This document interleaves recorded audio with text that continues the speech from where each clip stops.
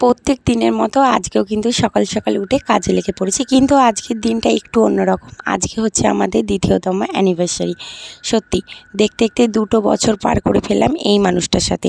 কিন্তু দেখো, 2টো বছর আগে কিন্তু দুজনকে চিনতামও না, জানতামও না। হ্যাঁ, ঠিক এরকমই ব্যাপারটা। আর আমাদের কিন্তু অ্যারেঞ্জ ম্যারেজ। অনেকেই হয়তো ভাবে আমাদের লাভ ম্যারেজ, আমাদের হচ্ছে অ্যারেঞ্জ ম্যারেজ।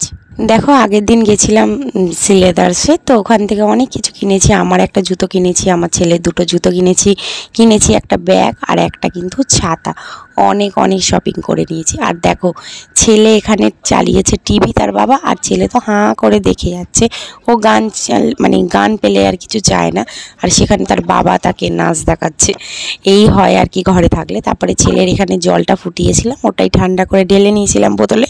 আর দেখো, খাটের তলাটা একটু পরিষ্কার করছিল।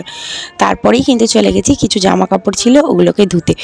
জামা কাপড়গুলো ধুয়ে আজকে কিন্তু করেছিলাম শ্যাম্পু। অনেক দিন হয়ে গেল চুলটা শ্যাম্পু করা হয় না, আর আজকে যেহেতু বিকালবেলা একটু বেরাবো, তো আর তাই জন্যই আরও আর কি শ্যাম্পুটা করা। তো চলো, এবার কিন্তু আমি বসাবো রান্না। তো নেক্সট কোনো ব্লগে তোমাদেরকে সেটা শেয়ার করব। তো চলো, টাটা। কেমন লাগলো মিনি ব্লগটা?